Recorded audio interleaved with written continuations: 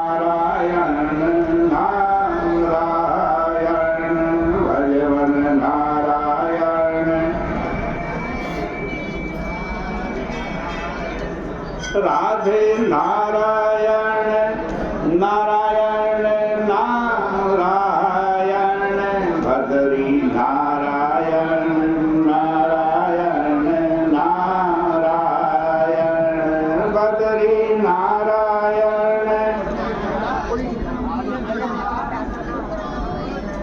लक्ष्मी नारायण नारायण नारायण लक्ष्मी नारायण नारायण नारायण सत्य नारायण नारायण नारायण।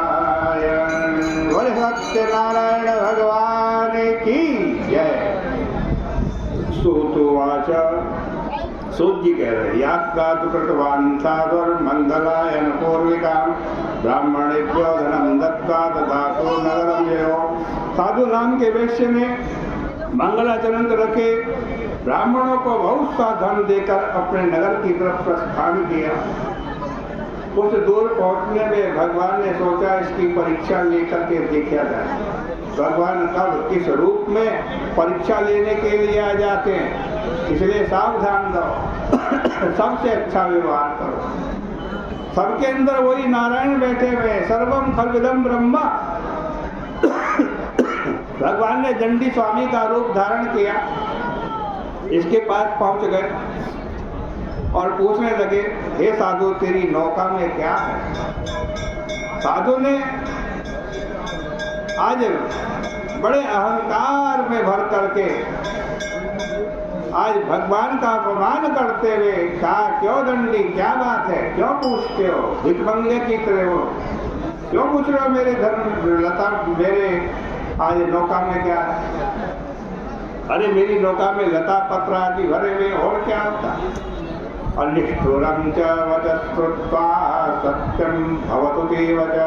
इसके निष्ठुर वचन सुनकर भगवान ने कहा जाओ तुम्हारे वचन सत्य होंगे। आज कहते हैं फिर नौका को खेकर आगे पहुंचा, कुछ दूर गया तो नित्य क्रिया करने के लिए नौका से उतरा। नित्य क्रिया करने के बाद नौका की तरफ देखा, नौका कुछ ऊपर तो उठी हुई है। नौका में झांक करके देखा सोना चांदी हीरे मोती जो कुछ रखा था सब लता पत्र आदि में बदल गया है और तो बेहोश होकर गिर पड़ा। दामाद जी ने समझाया पिताजी जल के चीते दिए, जब होश आया तो रोने लगा। दामाद जी ने समझाया पिताजी रोने धोने से कुछ नहीं होने वाला। दंडी स्वामी से बड़ा आपने अपमानजनक बातों से बात की, मुझे तो वो पहुंचे हुए महात्मा लग रहे थे, बड़ा तेज उनके मुखमंडल पर था। चलो उन्हीं की शरण में चलते हैं।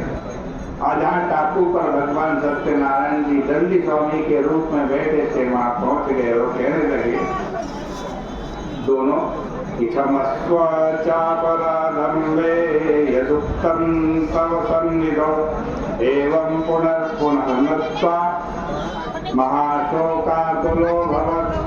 हे प्रभु हमारे अपराध को क्षमा कर दो जो हमने आपके सामने झूठ बोला। बार बार भगवान को दंडवत प्रणाम करने लगे। आज कहते हैं भगवान को दंडवत प्रणाम करके रोने लगे। भगवान ने कहा रो मत, मेरी बात ध्यान से सुनो। तुम बार बार संकल्प करते हो फिर मेरी पूजा नहीं करते हो, इसीलिए आज है तुम्हारे को बार बार दुख मिलता है। साधु नाम के वैसे ने कहा प्रभु आपकी माया बड़ी विचित्र है, आपकी माया से ब्रह्मादिक देवता भी मोहित हो जाते हैं, वो भी आपका कैसा रूप है गुण है उसको नहीं जान पाते। फिर मैं तो मूर्ख हूँ, साधारण व्यक्ति हूँ, मैं आपकी माया से मोहित हो जाता हूँ। प्रभु प्रसन्न हो जाइए, मैं अपने वैभव के अनुसार फिर आपका पूजन करूंगा। मेरा धन पहले के समान कर दीजिए, मेरी रक्षा कीजिए, मैं आपकी शरण में आया। इसके भक्ति युक्त वाक्य को सुनकर भगवान प्रसन्न हो गए। इसको मनोवांछित वरदान देकर भगवान अंतर ध्यान हो गए। साधु नाम के वैश्य ने अपनी नौका को देखा, नौका फिर धन से भरी हुई है। ये देखकर बड़ा प्रसन्न हुआ और कहने लगा, कृपया सत्यदेवस्य सफलम वांछितम मम। सत्यदेव भगवान की कृपा से मेरी मनोकामना पूर्ण हो गई है।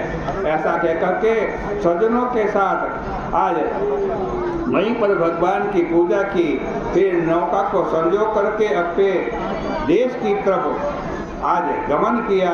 जब उसकी नगरी समीप में आ गई तो आज अपने दूतों से कहा, जाओ घर में जाकर दोनों महिलाओं को सूचना दो कि हम नगर के समीप में आ गए हैं। दूत घर गए, दोनों महिलाओं को सूचना दी। लीलावती ने तो भगवान का पूजन भी किया, प्रसाद भी लिया, लेकिन कलावती ने आज जल्दबाजी में पति से बहुत दिन बाद मिल रही थी, इसलिए शायद भूल से भगवान का प्रसाद लेना भूल गई। जब वो प्रसाद का अपमान हुआ, भगवान ने नौका सहित कलावती के पति को अंतर ध्यान कर दिया। जब वो वहां पहुंची पति को नहीं देखा तो शोक से रुदन करती पृथ्वी पर गिर पड़ी। नाव का दर्शन तथा कन्या को अत्यंत दुखी देखकर भयभीत मन से साधु नाम के वैश्य ने सोचा, यह क्या हो गया। नाव का संचालन करने वाले भी सभी चिंतित हो गए। तदनंतर वह लीलावती भी कन्या को देखकर विफल हो गई और अत्यंत दुख से विलाप करती हुई अपने पति से बोली, अभी अभी नौका के साथ दामाद जी कहाँ लक्षित हो गए हैं। न जाने किस देवता की उपेक्षा से नौका का हरण कर लिया गया है, अथवा भगवान सत्यनारायण के महात्मा को कौन जान सकता है। ऐसा कह करके स्वजनों के साथ विलाप करने लगी। कलावती कन्या को गोदी में लेकर रोने लगी। कलावती कन्या भी अपने पति के नष्ट हो जाने पर आज उसकी चरण पादुका लेकर उन्हीं का अनुगमन करने का निश्चय किया। इस प्रकार अपनी बेटी के आचरण को देखकर पत्नी सहित वह साधु नाम का वैश्य अत्यंत शोक से संतप्त हो गया और सोचने लगा, या तो भगवान सत्यनारायण ने नौका का अपहरण कर लिया है या हम उनकी माया से मोहित हो गए हैं। मैं अपनी धन शक्ति के अनुसार भगवान सत्यनारायण का पूजन करूंगा। सभी को बुलाकर इस प्रकार कहकर उसने अपने मन की इच्छा प्रकट की और बारंबार सत्यदेव को दंडवत प्रणाम किया। इससे दीनों के परिपालक भगवान सत्यनारायण प्रसन्न हो गए। आकाशवाणी के द्वारा कहा, तुम्हारी कन्या मेरा प्रसाद त्याग करके आई है, इसीलिए इसका पति अदृश्य हो गया है। यदि ये घर जाकर प्रसाद ग्रहण करे, पुनः आए तो उसको पति की प्राप्ति होगी। आकाशवाणी सुनकर कलावती तुरंत घर गई। बड़ी श्रद्धा भक्ति पूर्वक भगवान श्री सत्यनारायण का प्रसाद लिया। वापस आई तो अपने पतिदेव को प्राप्त किया। अब पिताजी से कहने लगी, पिताजी घर चलो, देरी क्यों करते हो। साधु नाम के वैश्य ने कहा, बेटी जिन भगवान की कृपा से तुम्हें पुनः पति की प्राप्ति हुई है, पहले उनका धन्यवाद तो कर दे। वहीं समुद्र के तट पर बैठ करके साधु नाम के वैश्य ने सभी के साथ भगवान श्री सत्यनारायण का पूजन किया। फिर अपने धन बंधु बांधवों के साथ घर आया और हर पूर्णिमा संक्रांति को भगवान श्री सत्यनारायण का व्रत करके इस लोक में सुख भोग कर अंत में भगवान के सत्यपुर हो गया। इस प्रकार से श्री स्कंद पुराणे रेवाखंडे सत्यनारायण वृत्त कथायाम चतुर्थोध्याय, ये चौथे अध्याय की कथा भी भगवान के श्री चरणों में अर्पित करते हैं। बोले सत्यनारायण भगवान की जय।